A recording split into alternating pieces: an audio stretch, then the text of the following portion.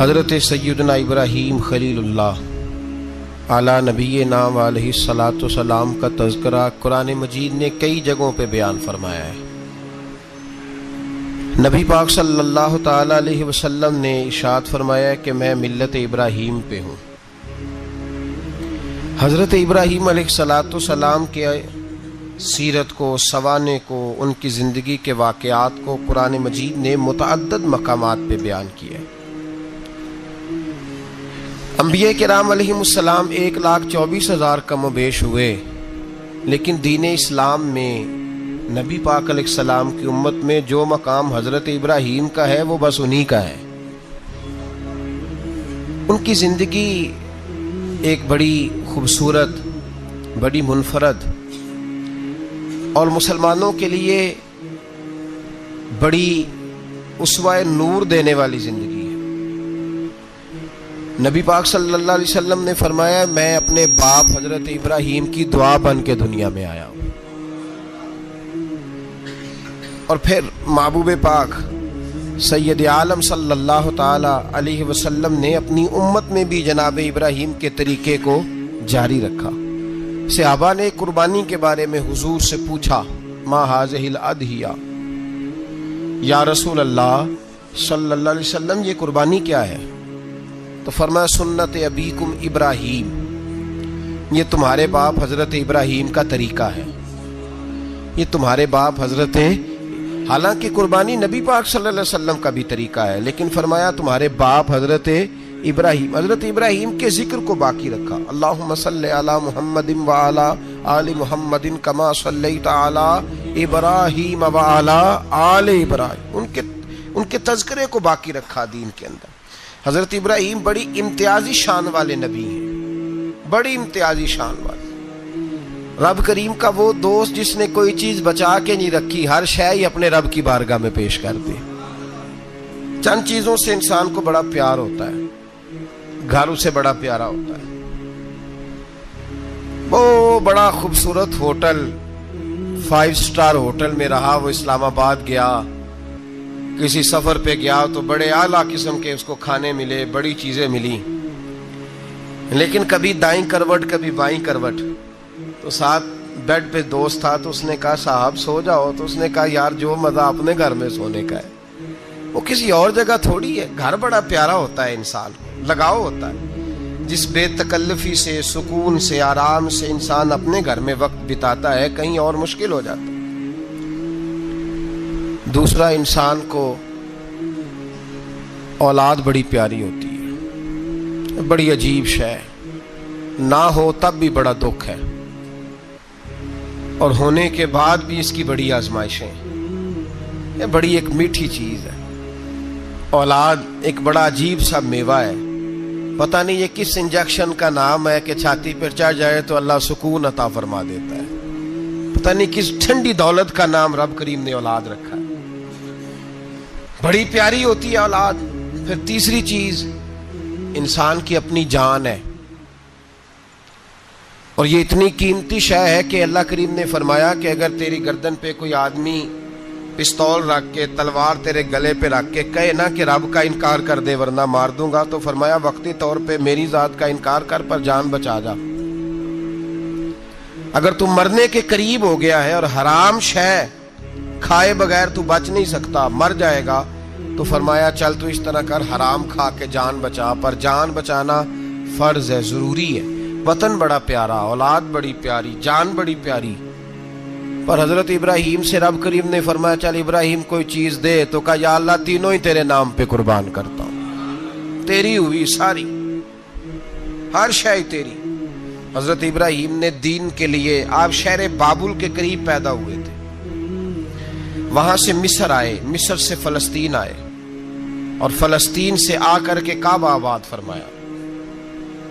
زندگی سفروں میں گزری، سفر ایک تکلیف والی چیز ہے، پر حضرت ابراہیم نے وطن چھوڑ دیا، گھر چھوڑ دیا۔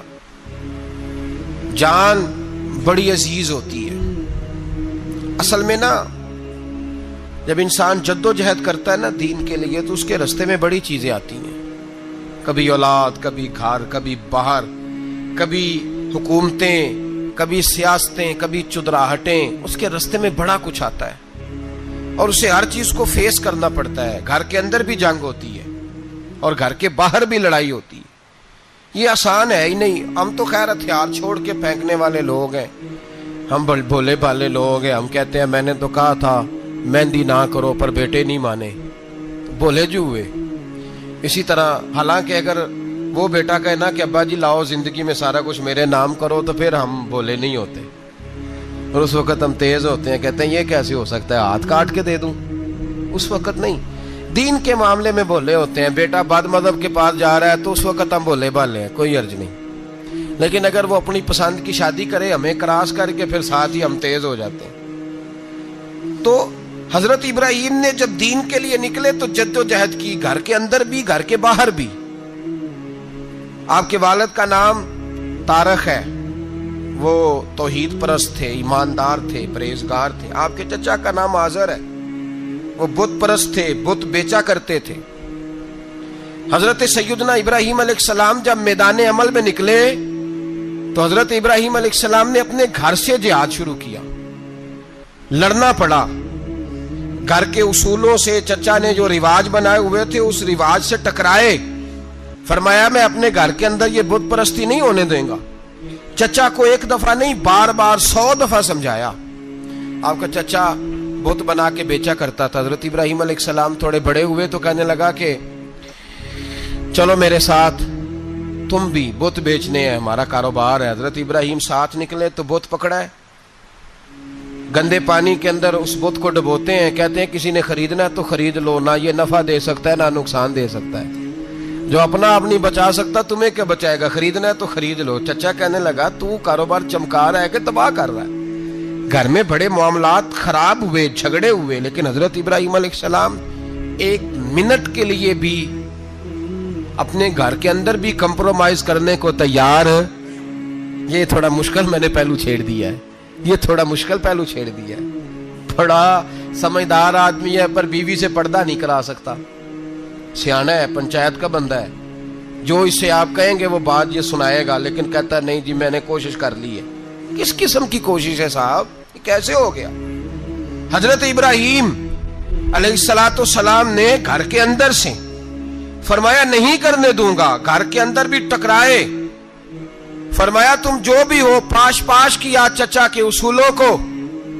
اور باہر جب نکلے تو صرف علاقے کے چیئرمین سے نہیں ٹکرائے، ایم پی ایم این اے وزیر مشیر سے نہیں ٹکرائے. سپر پاور نمرود دنیا کا واحد حکمران تھا اس وقت، دوسرا کوئی حکمران ہی نہیں تھا. اکیلے حکمران سے جا کر ٹکرائے. کوئی ساتھ فوج نہیں تھی، کوئی ساتھ ان کے طاقت بظاہر دنیا داری کی کوئی نہیں تھی، پر حضرت ابراہیم جا کے ٹکرائے. اور میرے رسول پاک صلی اللہ علیہ وسلم نے سند بیان کی. فرمایا افضل الجہاد کلمۃ الحق عند سلطان الجابر.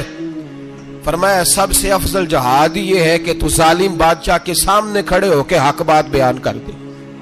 یہ سب سے بڑا جہاد ہے، یہ سب سے افضل الجہاد کلمۃ الحق عند سلطان الجابر، سب سے بڑا جہاد. حضرت ابراہیم کھڑے ہو گئے، سپر پاور سے ٹکرائے.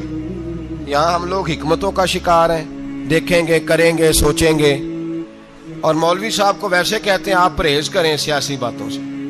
بھئی اللہ کے ہر نبی نے جا کے وقت کے ظالم حکمران کو لتاڑا ہے، للکارا ہے. یہ تو مشن انبیاء ہے. حضرت سیدنا ابراہیم علیہ السلام نے اس کو جا کے کہا کہ تو جھوٹ بولتا ہے، تو جھوٹا ہے، تو خدائی کا دعویٰ کرتا ہے، تو بہت بڑا ظالم ہے. اور قرآن مجید نے اس ساری بات کو بیان فرمایا. حضرت ابراہیم علیہ السلام سے کہنے لگا میں رب ہوں. تو آپ نے فرمایا میرا رب تو وہ ہے جو زندہ کرتا اور مارتا ہے. تو پھر آپ حق بات بیان کریں گے تو اللہ مارے گا کہ بندہ مارے گا؟ کچھ بھی نہیں ہوتا، کیونکہ زندگی موت کس کے ہاتھ میں ہے؟ اللہ کے ہاتھ میں. زندگی موت اللہ، کچھ بھی نہیں ہوتا. انسان صحیح سمت کا تعین کرے اور صحیح چلے. حضرت علی شیر خدا سے کسی نے کہا تھا کہ آپ کے بڑی دشمنی ہے، کوئی محافظ رکھ لیں. آپ فرمانے لگے موت خود بہت بڑی محافظ ہے، وقت سے پہلے آتی ہی نہیں. بڑی محافظ ہے وقت سے پہلے. علامہ نورانی رحمت اللہ تعالی علیہ کراچی جیسے شہر میں رہا کرتے تھے، جہاں گام گام پہ خطرہ تھا. لوگوں نے کہا حضرت اتنے بڑے لیڈر ہو, آپ کی جماعت کی 62 سیٹیں ہوئی قومی اسمبلی میں, ایک ایسا وقت بھی آیا تو کوئی ایک آدمی بندوق والا. آپ فرمانے لگے مجھے ضرورت ہی نہیں, اس لیے کہ جس خدا رسول کے لیے میں نکلا ہوں وہ خود ہی حفاظت کرنے والے ہیں, ضرورت نہیں ان چیزوں. تو بھائی حضرت ابراہیم ٹکرائے, اور آپ کا انداز کیا ہے؟ جا کے کہا کہ تو نہیں, خدا وہ ہے جو زندہ کرتا. اور اس نے ایک بیوقوفوں جیسی دلیل دی. ایک آدمی کو کل پھانسی دینی تھی تو اس کو بلایا, کہنے لگا تجھے کب پھانسی ہے؟ اس نے کہا کل. کہنے لگا جا تجھے ذات کیا زندگی دی, اس کو چھٹی دے دی. ایک عام آدمی بیچارہ بیٹھا تھا, اس کو پکڑ کے نا کہنے لگا اس کی گردن اڑا دو. کہنے لگا دیکھ لو میں بھی زندہ کرتا اور مارتا ہوں, وہ جو کل مرنے والا تھا میں نے زندہ کر دیا ہے, اور جس کو پتہ ہی نہیں تھا کہ میں نے مرنا ہے اسے پکڑ کے میں نے مار دیا ہے. یہ بیوقوفوں جیسی دلیل ہے. حضرت سیدنا ابراہیم علیہ الصلوۃ والسلام چاہتے تو اسی وقت دلیل توڑ دیتے کہ تو کیا بیوقوفوں جیسی بات کر رہا ہے, اگر تو زندگی دیتا ہے تو مرے ہوئے میں جان ڈال کے دے جس کو تو نے مارا ہے. لیکن حضرت ابراہیم نے دیکھا کہ بیوقوف ہے, بیوقوفوں سے بحث نہیں ہوتی, دلیل بدل لی جاتی ہے, ان کی عقل کے مطابق بات کی جاتی ہے. حضرت ابراہیم فرمانے لگے میرا رب وہ ہے جو سورج مشرق سے نکالتا ہے اور مغرب میں غروب کرتا ہے. تو اگر رب ہے تو تو مغرب سے نکال کے مشرق میں غروب کر. فبہت الذی کفر, کافر لاجواب ہو گیا, اس کے پاس اس چیز کا کوئی جواب نہیں تھا. علامہ اسماعیل حقی نے خوبصورت فقرہ لکھا ہے, خوبصورت, جان ڈال دی ایک جملہ کہہ کے. حضرت سیدنا علامہ اسماعیل حقی رحمت اللہ علیہ فرمانے لگے چونکہ نمرود بیوقوفوں جیسی باتیں کر رہا تھا, اگر وہ یہ کہہ دیتا نا کہ میں سورج کو نکالتا ہوں مشرق سے, میں غروب کرتا ہوں معاذ اللہ مغرب میں میں نکالتا ہوں, تو آپ اپنے رب سے کہیے کہ وہ مغرب سے نکال کے مشرق میں غروب کرے. علامہ اسماعیل حقی فرماتے ہیں رب کریم کی آواز قدرت تھی, مالک حضرت ابراہیم علیہ الصلوۃ والسلام کے اس, اگر وہ کہہ دیتا اور حضرت ابراہیم دعا کر دیتے تو رب کریم نے فرشتوں کو تیار بٹھایا ہوا تھا. فرمایا اگر یہ کہہ دے میرے خلیل سے کہ سورج مغرب سے نکال کے مشرق میں غروب کرنا ہے تو تیار رہنا, جس طرح خلیل کہیں گے ویسے ہی کر دیں گے.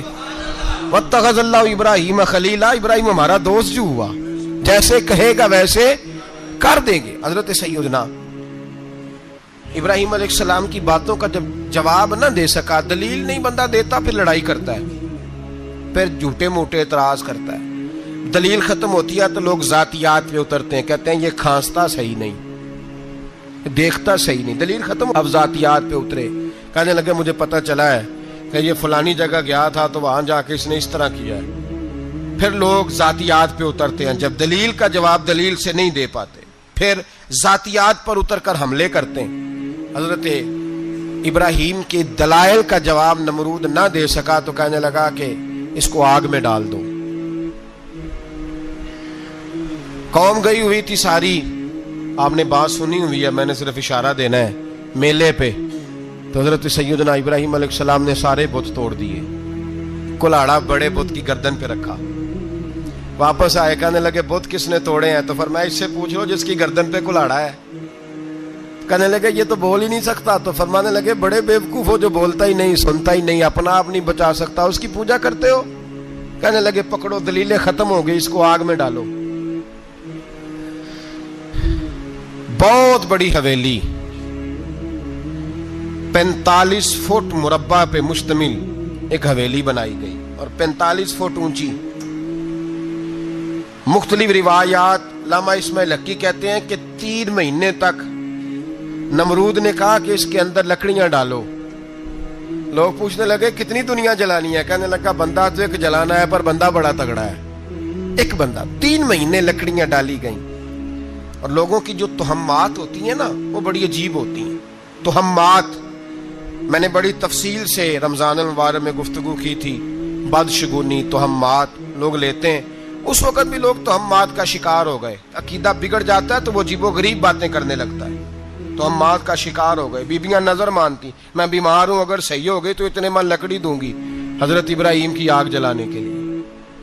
ایک عورت لے کے جا رہی ہے لکڑیاں, تو ایک نیک دل آدمی نے اس سے پوچھا کہاں جا رہی ہو؟ کہنے لگی میں نے منت مانی تھی تو حضرت ابراہیم अलैहिस्सलाम को माज़ अल्लाह जलाने के लिए लकड़ियां लेके जा रही हूँ, तो वो रब करीम के बंदे कहने लगे तू ढूंढती रहेगी, तुझे वो जगह मिलेगी नहीं। वो बीबी कई महीने घूमती रही, जगह ही नहीं मिली जहां लकड़ियां डालनी, मारी गई।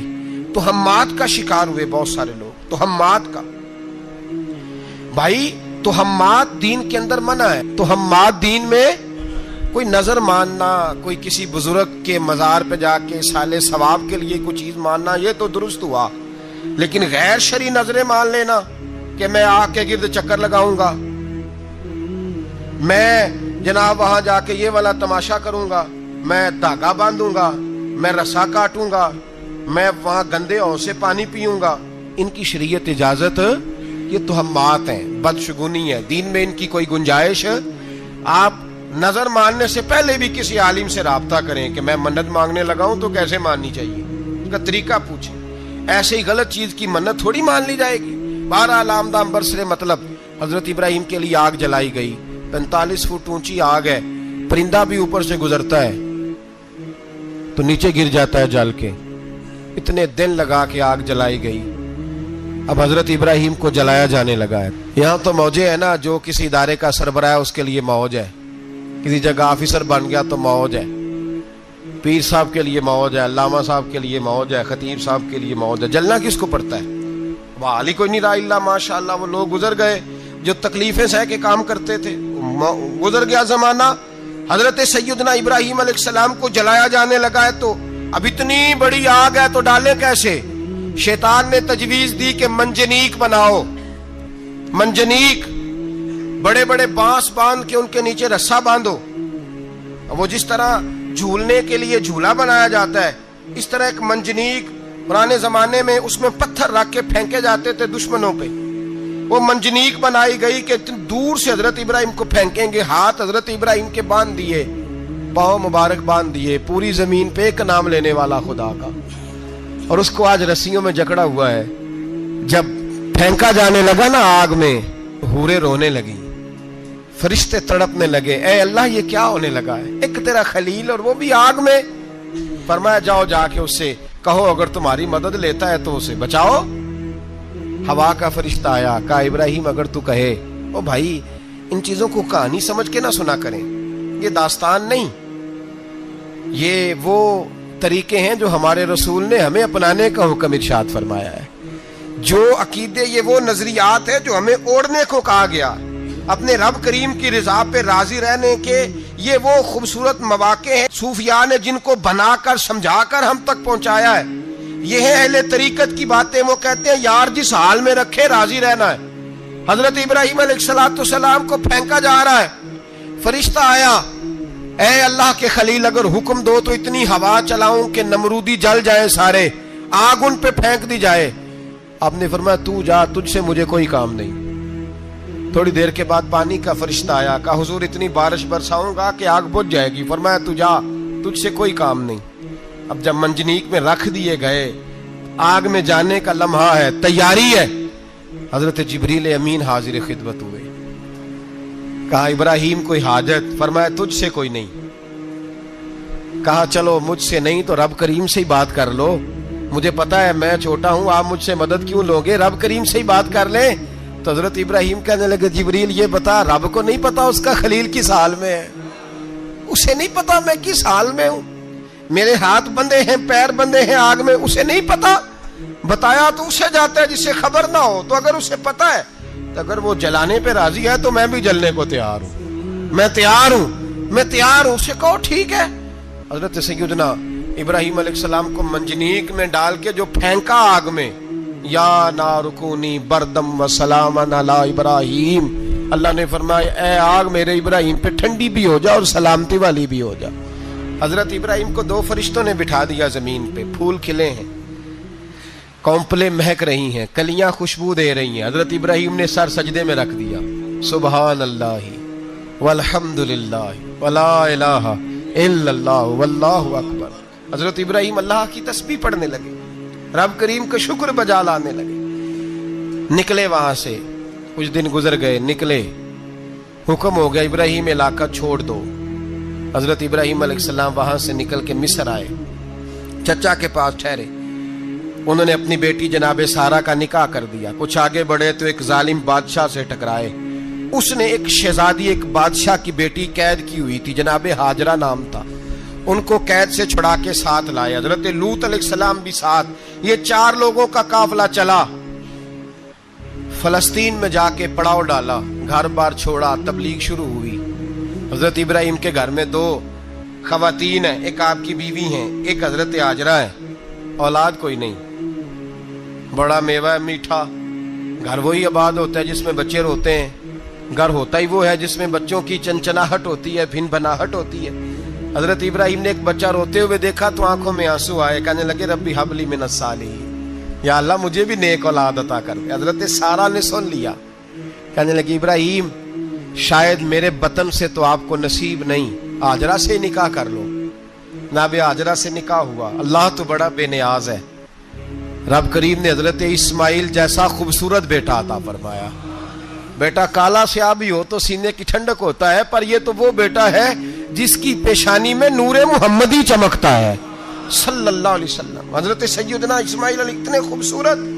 اب جس بیوی کے یہاں بیٹا تھا, بیٹھنا اٹھنا بھی زیادہ اس کے پاس, آنا جانا بھی اس کے پاس, توجہ ادھر ہو گئی.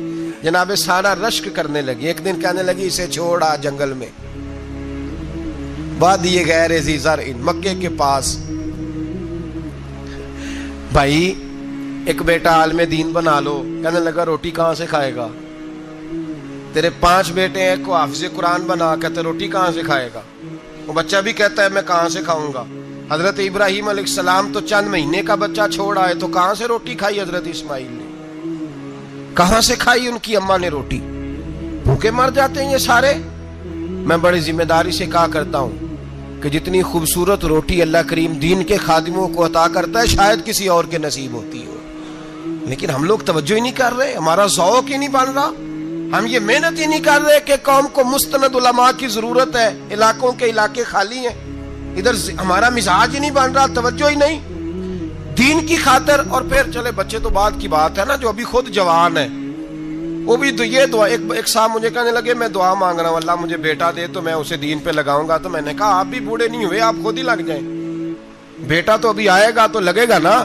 تو آپ تو اس وقت ہے تو آپ تو پہلے لگے نا صاحب. 2 گھنٹے تو نکال کے آئے, دین سیکھنے کو کافی ہے. آپ اتنی لمبی سوچ رہے ہیں کہ بچہ آئے گا تو بڑا ہوگا تو وہ جائے گا تو دیکھی جائے گی. ابھی تو آپ ہیں تو آپ تو آؤ. حضرت ابراہیم نے بچہ وہاں چھوڑا. یہاں سے جو عمرہ کرنے لوگ جاتے ہیں نا, جو حج کرنے جاتے ہیں, ان کو پتا ہے کہ وہاں دنیا کی ہر نعمت ملتی ہے, پھر بھی ڈبل ٹرپل پیسے لوگ جیبوں میں ڈال کے جاتے ہیں. حضرت ابراہیم جب وہاں لے کے گئے تو کوئی انسان نہیں تھا, پانی کا قطرہ نہیں تھا. 2 کلو کھجوریں, ایک مشکیزہ. بیوی کو تھمایا. ہمارے گھر میں ہزاروں چیزیں پڑی ہیں, لیکن وہ جو توکل ہے نا وہ ختم ہو گیا ہے. اللہ دے گا, حلال حلال پہ قناعت کرے, جائز جائز پہ بھروسہ کرے, رب کریم عطا کرنے والا ہے. وہ مزاج ختم ہو گیا. حضرت سیدنا ابراہیم علیہ السلام 2 کلو کھجوریں, ایک مشکیزہ پانی کا دے کر کے, اور وہاں بٹھایا آپ نے اپنے بچے کو اور اپنی زوجہ جناب ہاجرہ کو, اور بٹھا کر کے یہ واپس پلٹنے لگے. تو حضرت ہاجرہ سلام اللہ علیہ نے آواز دی, کہا ابراہیم کس کے سہارے پہ چھوڑ کے جا رہے ہیں؟ جہاں آب زمزم کا کنواں ہے نا, جو لوگ گئے ہیں انہوں نے صفا مروہ کی صحیح کی ہے, صفا مروہ سے باہر نکلے نا, سرکار کی ولادت کا مقام ہے, اس جگہ پہ آب زمزم کا کنواں تھا. وہاں حضرت سیدنا ہاجرہ کو بٹھایا. کوئی چیز نہیں, کوئی درخت نہیں, کوئی کھیت نہیں, کوئی پانی نہیں, کوئی کنواں نہیں. وہاں بٹھایا اور بٹھا کر کے نکلنے لگے تو جناب ہاجرہ فرمانے لگی ابراہیم کس کے سہارے پہ چھوڑ کے جا رہے ہو؟ کہنے لگے اللہ کے سہارے پہ. تو پاک باز بی بی نے ایک لفظ پوچھا, کہا ابراہیم یہ میرے رب کا حکم ہے, یہ میرے, بس جن کا عقیدہ توحید مضبوط ہو ان کے لیے ایک جملہ کافی ہوتا ہے, یہ میرے اللہ کا حکم ہے. تو جناب ابراہیم علیہ السلام فرمانے لگے ہاجرہ ہاں رب کا حکم ہے. جب یہ لفظ کہے تو چاہیے تھا نا حضرت ابراہیم تسلی دیتے, تو بی بی صاحبہ تسلی دینے لگی, عرض کرنے لگی ابراہیم اگر اللہ کا حکم ہے تو پھر آپ ہماری فکر نہ کرنا. اگر یہ رب کا حکم ہے تو پھر ہماری فکر نہ کرنا. جس رب نے ہمیں یہاں تک پہنچایا ہے وہ ہمیں کبھی بھی ضائع نہیں فرمائے گا. پھر فکر نہ کرنا. حضرت ابراہیم آ گئے, بات آپ نے سنی ہوئی ہے, اشارہ کرنا مقصود ہے. 13 سال میں چلے مان بھی لیا جائے بعض روایات کی روشنی میں کہ آتے جاتے بھی رہے, لیکن مکمل دیکھ بھال اپنے بچے کی پرورش میں پورا حضرت ابراہیم علیہ السلام کا کردار, سارا کردار ماں کا تھا. میں جب خواتین کے بارے میں کوئی بات کرتا ہوں تو میں آپ کو اکثر کہتا ہوں کہ یہ صرف بیوی کے لیے حکم نہیں ہوتا, یہ ٹریننگ بیٹی کو دینی ہے اور بہن کو دینی ہے. یہ تربیت کرے اپنے گھر میں. میں تجربے کی روشنی میں یہ بات عرض کیا کرتا ہوں کہ بھائی بچے باپ کے فرما بردار اس وقت ہوتے ہیں جب اماں انہیں باپ کا فرما بردار کرتی ہے, اور بچے باپ کے نافرمان بھی تب ہوتے ہیں جب اماں انہیں باپ کا. میں نے اپنے کانوں سے سنا ایک دفعہ ایک بچہ اپنے باپ سے کہہ رہا ہے آپ نے تو ساری زندگی باہر گزار دی, پیسے کمانا کون سا مشکل کام ہے, دکھ سکھ تو سارے اماں نے برداشت کیے, سکولوں میں وہ جاتی تھی, فلانا کام وہ کرتی تھی, فلانا کام. اب یہ سوچ اس کی ذاتی تو نہیں, یہ اس کو دی گئی ہے. اور اگر اس کو یہ سوچ دے دی جائے کہ اماں کہے کہ میں تو اپنوں میں رہی ساری زندگی, میں نے تو اپنوں میں وقت گزارا, اور تیرا باپ تو کئی دفعہ جنازے بھی نہیں پڑھ سکا, اس نے تو ماں باپ ایسے دفن کر دیے, وہ اگر یہ سوچ فراہم کرے تو پھر بچہ باپ کا فرما بردار ہوتا ہے. اور یہ والی روایتیں ہم بیوی کو سناتے ہیں, حالانکہ کس کو سنانی چاہیے؟ بولیے, بہن اور بیٹی کو. بہن اور بیٹی کو سنائیں یہ باتیں, ان کو سمجھائیں, تاکہ آگے جا کے وہ جو گھر ترتیب دیں وہ گھر بڑا عمدہ اور نکھرا ہوا ہو. حضرت سیدنا ابراہیم 13 سال کے بعد آئے, چونکہ گھر میں اللہ تبارک و تعالیٰ کی دوستی کا چرچا تھا, اللہ تبارک و تعالیٰ کی محبوبیت کا غلبہ تھا. 13 سال کے بعد فلما بالغ معہ السعی, بیٹا جب اتنا بڑا ہوا کہ سال چلنے لگا, تو حضرت ابراہیم نے اپنے بیٹے کو بلا کے کہا بیٹا مجھے خواب آئی ہے, میں تجھے ذبح کر رہا ہوں, تیری کیا رضا ہے؟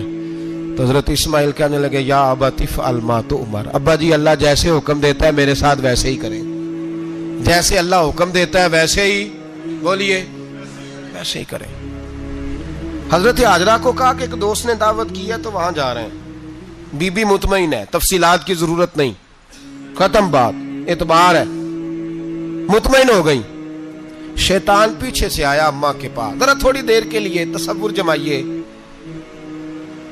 یہاں تو پڑوسن آ کے کوئی بات بتا دیتی ہے خاوند کے بارے میں تو کئی مہینے جھگڑا جاری رہتا ہے, پڑوسن محلے دار. شیطان نے آ کے بتایا لفظ کیا ہے؟ کہا حاجرہ تمہیں پتا ہے کہاں جا رہے ہیں؟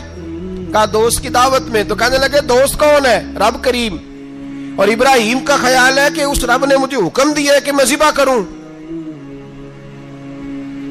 تو حضرت حاجرہ کہنے لگی کبھی باپ بھی بیٹے ذبح کرتے ہیں؟ تو شیطان کہنے لگا ان کا خیال ہے کہ ان کے رب نے حکم دیا ہے.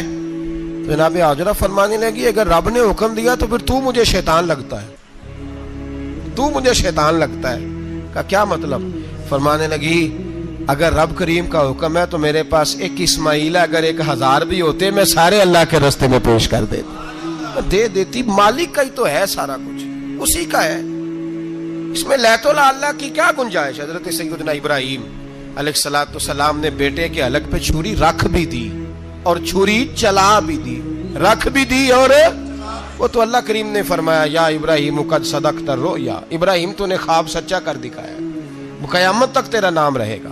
حضرت ابراہیم نے وطن بھی دیا, جان بھی دی, بیٹا بھی, اللہ کریم نے دمبے دیے, فرمایا یہ فدیہ ہے. اب یہ قربانی قیامت تک حضرت ابراہیم کے طریقے کے مطابق جاری ہے. حضرت ابراہیم بہت بڑے مہمان نواز تھے, بہت بڑے. آپ جب مصر میں قیام تھا تو بڑے بڑے لمبے چوڑے لنگر پکتے تھے, لوگ آیا جایا کرتے تھے, بڑا تفصیل کے ساتھ کھانا ہوتا تھا. مہمان نوازی آپ کی خاص صفت مبارکہ ہے.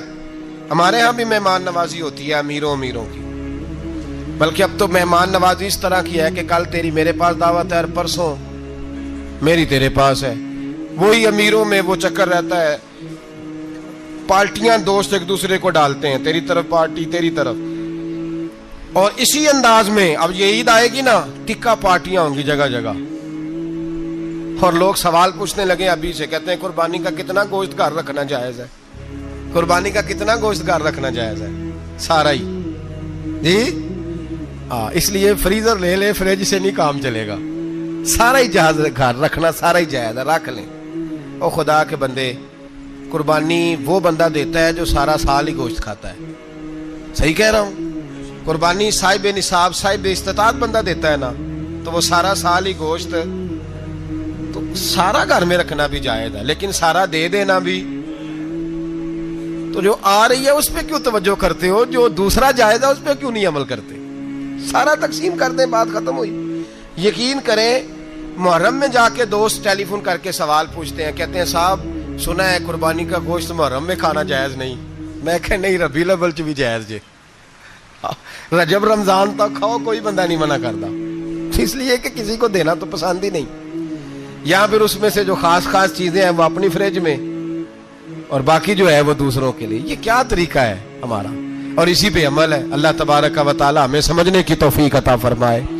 حضرت ابراہیم بہت بڑے مہمان نواز تھے، صرف قربانی نہیں دیتے تھے، سارا سال بہت سارا لنگر، بہت سارا کھانا پینا، بہت ساری چیزیں جاری رہتی تھی۔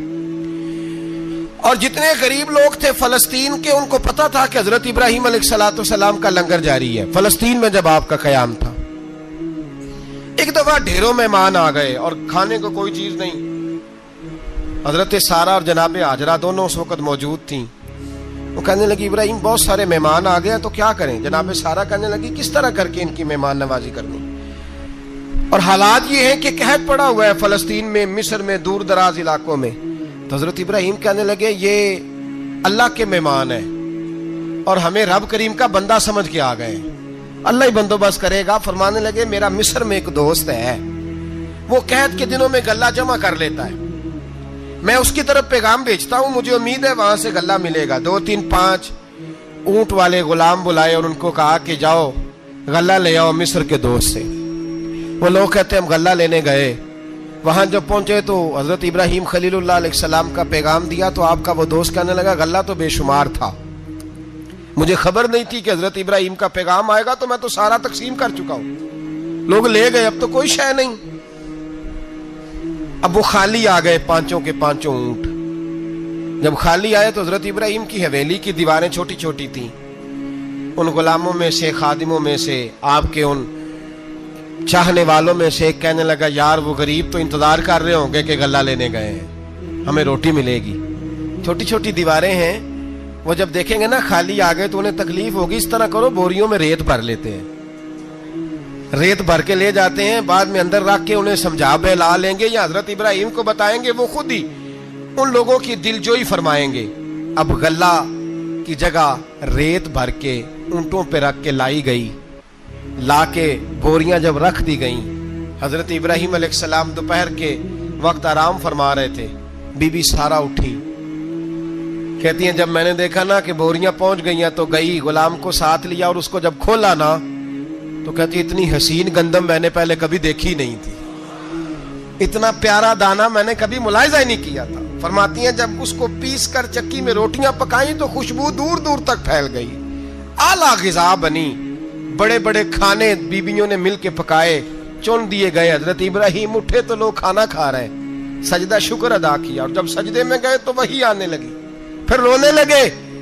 جب پلٹ کر باہر تشریف لائے تو جناب سارا کہنے لگی ابراہیم تمہارا مصری یار بڑا اچھا ہے، اس نے اتنی اعلیٰ گندم بھیجی ہے کہ اتنی تو میں نے پیاری گندم کبھی دیکھی نہیں۔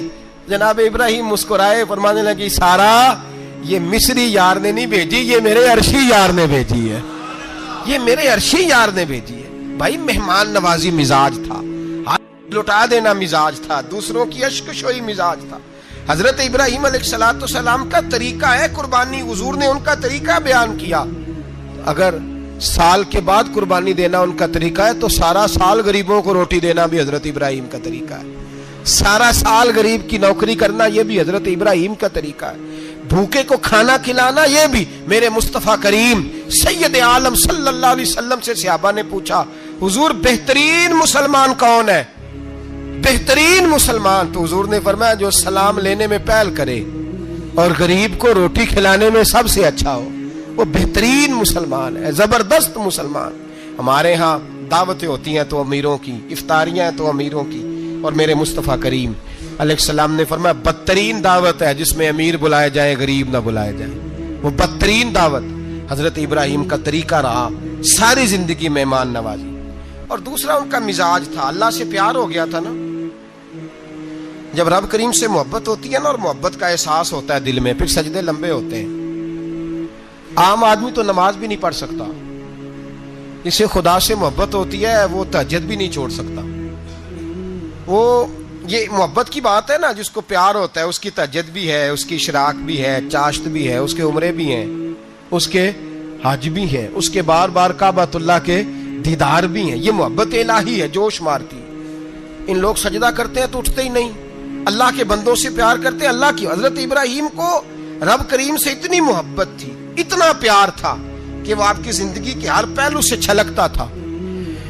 ایک وقت ایسا آیا کہ اللہ تعالیٰ نے حضرت ابراہیم کو بہت زیادہ مال عطا فرمایا. اتنے اونٹ گنے نہیں جاتے, گائیں اتنی زیادہ کہ شمار نہیں ہوتی, بکرے بکریاں اتنی زیادہ کہ شمار, بہت زیادہ مال اللہ نے عطا فرمایا. اور ابھی کچھ عرصہ پہلے آپ پیچھے جائیں نا, تو جو لفظ مال تھا وہ روپے پہ تو بولا ہی نہیں جاتا تھا, وہ جانوروں پہ بولا جاتا تھا. بہت زیادہ مال اللہ نے دیا, بکریاں, گائیں, اونٹ, بیل, بڑا کچھ. تو رب کریم نے فرشتوں سے فرمایا کہ واتخذ اللہ ابراہیم خلیلا, ابراہیم میرا دوست ہے. تو فرشتے کہنے لگے یا اللہ جسے اتنا کچھ دیا جائے اس نے دوست تو بننا ہی ہوتا ہے, تو نوازا ہی پڑا ہے, اتنا مال, اتنے کھیت کھلیان, اتنا کچھ. اللہ کریم نے فرمایا جاؤ آزمائش کر لو, امتحان لے لو. فرشتہ امتحان لینے پہنچ گیا. حضرت ابراہیم کے جانور چر رہے ہیں چراگاہ میں, حضرت ابراہیم بھی ہیں, غلام بھی ہیں, بہت بڑا ریوڑ ہے. آپ تشریف فرمائیں. ایک فرشتہ آیا تو کھیت میں چھپ کے بیٹھ گیا اور بلند آواز سے کہنے لگا سبحان اللہ والحمد للہ ولا الہ الا اللہ واللہ. یہ تسبیح بڑی پسند ہے, محبوب نے ان کی فضیلت بیان کی. اب وہ حضرت سیدنا ابراہیم علیہ السلام کھڑے تھے تو وہ کھیت میں بیٹھ کے تسبیح پڑھنے لگا سبحان اللہ والحمد للہ ولا الہ الا اللہ. حضرت ابراہیم کہنے لگے یہ میرے رب کا نام کون لے رہا ہے, بڑی اس کی میٹھی آواز ہے, بڑی کون ہے. ڈھونڈنے لگے, گھومتے گھومتے اس کے پاس چلے گئے, فرشتہ انسانی شکل میں. تو میرے رب کا ذکر کر رہا تھا؟ اس نے کہا میں ہی کر رہا تھا. فرمانے لگے یار ایک دفعہ پھر نہیں کرتا؟ تو کہنے لگا ابراہیم پہلے تو میں اپنی مرضی سے کر رہا تھا, تو کہتا ہے تو پیسے لگیں گے, پیسے ہیں تو کر دیتا ہوں. حضرت ابراہیم کہنے لگے بول تو کیا لے گا, میرے اللہ کا ذکر سنانے کا کیا لے گا؟ کہنے لگا جتنی بکریاں آپ چرا رہے ہیں ساری دے دے تو میں اللہ کا ذکر سنا دیتا ہوں. آپ نے فرمایا بس جا تیری ساری ہوئی, میرے رب کا ذکر سنا. اور پھر شروع ہو گیا سبحان اللہ الحمد للہ ولا الہ الا اللہ واللہ اکبر. حضرت ابراہیم علیہ السلام کیف میں, یار پھر ذرا سنا, نا علما وچ پھسا سانو, تو یار دی گل سنا سانو, ذرا دوبارہ سنا. پھر سنایا, ایک دفعہ پھر کہا. فرشتہ کہنے لگا بس جی آپ کے پیسے پورے ہو گئے. حضرت ابراہیم کہنے لگے چل ایک دفعہ اور سنا. کہنے لگا پیسے لگیں گے. تو کیا لے گا؟ کہنے لگا گائیں بھینسیں ساری میری. فرمایا بس یار اتنی قیمت, تو سنا صحیح, سارا کچھ ہی تیرا. پھر شروع ہو گیا سبحان اللہ والحمد للہ ولا الہ الا اللہ واللہ اکبر. گائیں دے دیں, بھینسیں دے دیں, وہ ذکر سناتا ہے. حضرت ابراہیم کبھی مچلتے ہیں, کبھی روتے ہیں, کبھی آہیں بھرتے ہیں. تو میرے رب کا نام لے رہا ہے, ذرا پھر سے لے. کیف جاری ہے. کہنے لگا بس بھائی. حضرت ابراہیم فرمانے لگے تو اور لے لے جو لینا ہے, مجھے ذکر سنا. اس نے کہا ابراہیم بکریاں میں لے چکا, گائے بھینسیں میں لے چکا, اونٹ رہ گئے, سارے لے لوں گا پھر ذکر سناؤں گا. فرمایا جا تیرا ہوا تو ذکر سناتا رہ, میں دیتا ہوں. دے دیا, کچھ دیر ذکر کیا تو اب خاموش ہو گیا. حضرت ابراہیم خلیل اللہ علیہ السلام فرمانے لگے ذکر سنا. کہنے لگا ابراہیم اب تیرے پاس دینے کو کیا ہے, ہر چیز تو میں لے چکا. آپ فرمانے لگے یہ گائے بھینسیں بکریاں چرانے کے لیے تجھے کوئی نوکر ملازم بھی تو چاہیے نا. تو اس طرح کر, مجھے رکھ لے, میں روٹی نہیں مانگوں گا, کھانا نہیں مانگوں گا, تو اللہ کا ذکر سناتا رہنا, میں تیرے جانوروں کی نوکری کرتا رہوں گا. حضرت ابراہیم علیہ السلام نے جب یہ کہا نا, فرشتے کی آنکھوں میں آنسو آ گئے. تر دامنی پہ شیخ ہماری نہ جائیے, ہم دامن نچوڑ دیں تو فرشتے وضو کریں. فرشتہ رو پڑا اور کہنے لگا ابراہیم مجھے سینے سے لگاؤ, آپ واقعی اس قابل ہے کہ اللہ آپ کو اپنا دوست بنائے, واقعی اس قابل ہے کہ رب آپ کو اپنا. حضرت ابراہیم علیہ السلام کا خدا سے محبت کرنے کا نرالا انداز. اور میرے بھائی یہی محبت انہیں میرے مصطفیٰ سے بھی تھی۔ ایک نبی گھر بنا رہا ہے، دوسرا بنوا رہا ہے۔ حضرت اسماعیل علیہ السلام پتھر اٹھا اٹھا کے لا رہے ہیں، جناب ابراہیم بنا رہے ہیں۔ جب خانہ کعبہ بن گیا تو کہنے لگے ربنا وابعث فیہم رسولا، اے اللہ اب اسے بسانے کے لیے اپنا آخری رسول بھی عطا فرما۔ نبی پاک فرماتے ہیں میں دعا ہوں حضرت ابراہیم کی۔ یہ قربانی حضرت ابراہیم کا طریقہ ہے۔ حضور نے اگرچہ نبی پاک کی اپنی سنت تھی، یہ بھی کہہ سکتے تھے سنتی و سنت ابیکم ابراہیم، میری سنت ہے اور تمہارے باپ ابراہیم کی سنت ہے، یہ نہیں فرمایا۔ جب صحابہ نے کہا قربانی کیا ہے، فرمایا سنت ابیکم ابراہیم، یہ تمہارے باپ ابراہیم کی سنت ہے۔ ہر صاحب نصاب پر قربانی واجب ہے۔ جو زکوٰۃ کا نصاب رکھتا ہو اس پر قربانی واجب ہے، یعنی ضروریات سے زیادہ اتنے پیسے، جتنے پیسوں سے زکوٰۃ فرض ہوتی ہے اتنے پیسے جس آدمی کے پاس قربانی سے پہلے پہلے آ جائیں اس آدمی پر قربانی کرنا واجب ہے۔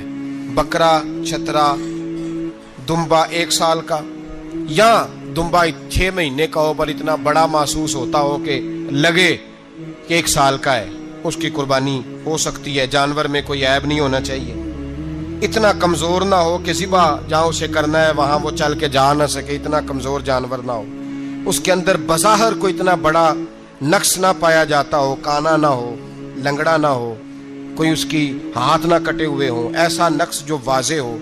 بکرا 1 سال کا، گائیں اور بھینس یہ 2 سال کی، اونٹ 5 سال کا۔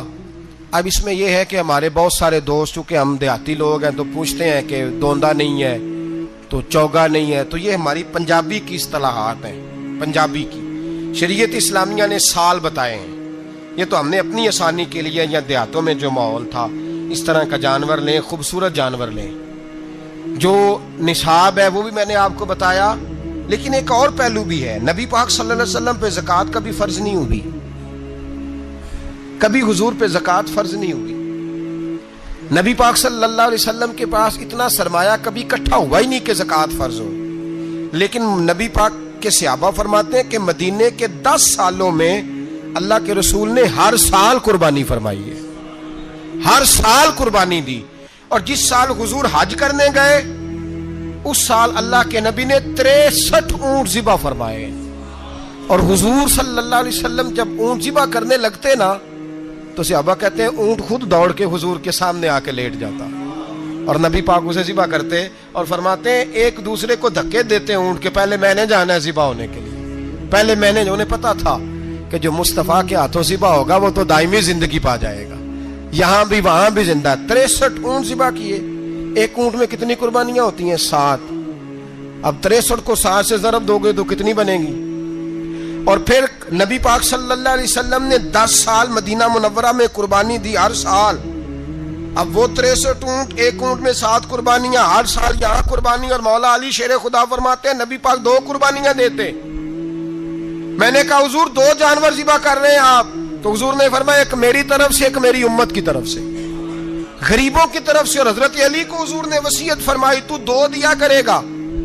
یا رسول اللہ صلی اللہ علیہ وسلم میں غلام ہوں، خادم ہوں۔ حضور نے فرمایا علی ایک تو نے اپنی دینی ہے، ایک میری طرف سے دینی ہے۔ 2 قربانیاں۔ مولا علی نے بھی ساری زندگی 2 قربانیاں دی۔ حضرت علی بھی مال کے نصاب نہیں تھے، اپنا مکان ہی نہیں تھا، کوئی کاروبار نہیں تھا، کئی دن فاقے رہتے تھے، پر قربانیاں کتنی دیتے تھے؟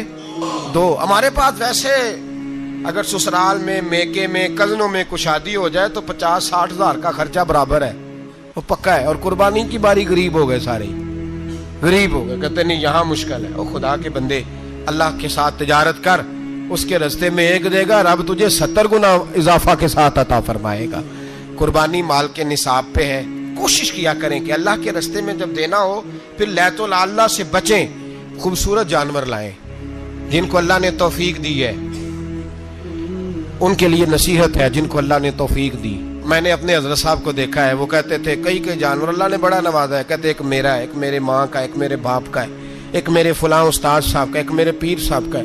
یہ جانور غوث اعظم جیلانی کا نام کا دے رہا ہوں۔ اور پھر ایک بڑا خوبصورت جانور بندہ ہوتا اور حضرت خود ان کو چارہ ڈال رہے ہوتے، تو حضور یہ کیا ہے؟ فرمانے لگے یہ میں رسول اللہ کے نام پہ قربان کروں گا، یہ نبی پاک کے نام پر قربان کیا جائے گا۔ جن کو اللہ نے حیثیت دی ہے، وہ کوشش کریں اپنے محبوب کی طرف سے بھی قربانی کریں، نبی پاک کے نام کی قربانی دے، خوبصورت سا جانور پیارا، پھر اس کی خدمت ہو، پھر اس کی قربانی دی جائے اور نبی پاک کے نام پر قربانی دی جائے۔ حضور نے خود وصیت فرمائی حضرت ابو بکر صدیق کو، قربانی بڑا حسین عمل ہے، اور میرے نبی پاک صلی اللہ علیہ وسلم نے ناراضگی بھی فرمائی، ذرا خوگر حمد سے تھوڑا سا گلا بھی سن لے۔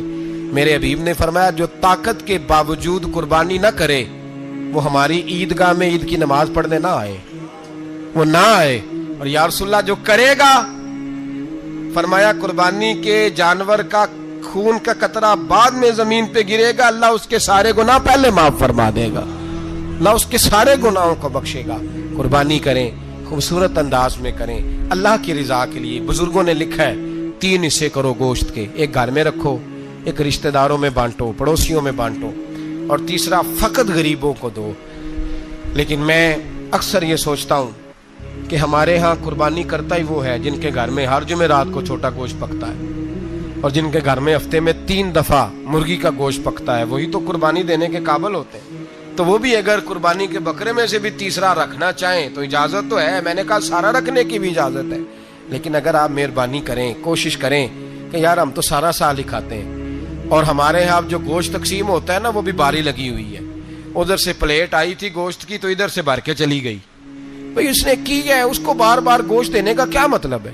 آپ یہ دیکھیں عزیزوں میں، رشتہ داروں میں، اور میں اگر تھوڑا سا آپ کی توجہ کرانے میں کامیاب ہو جاؤں تو سفید پوش لوگوں کو دیکھیں، کچھ سفید پوش ہیں، سفید پوش جن کے اوپر قرضے ہیں، بیماریوں نے جکڑ لیا ہے، گھر میں بڑے بڑے سخت مریض آ گئے ہیں، سفید پوش پہلے دیا کرتے تھے، آپ ان سے پوچھتے ہیں صاحب قربانی، تو بات کو ٹالتے ہیں، وہ کہتے ہیں سوچ رہا ہوں کوئی حصہ ڈال جائے، پردہ پوشی کرتے ہیں، کہتے ہیں کہیں حصہ رکھا ہوا ہے، پردہ پوش۔ اکثر وہ لوگ قربانی نہیں دے پاتے، اکثر دیا کرتے تھے اب نہیں دے پا رہے، کیوں؟ اس لیے کہ مشکلات ایسی آ گئیں۔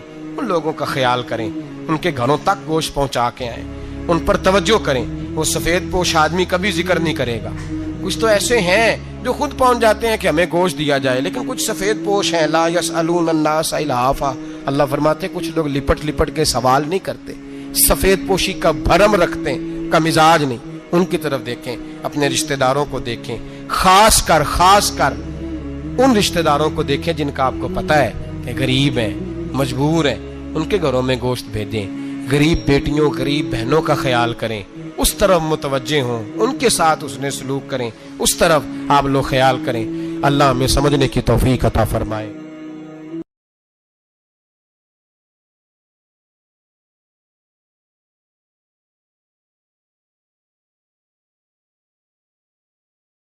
کافر اسی پچ ہو گیا،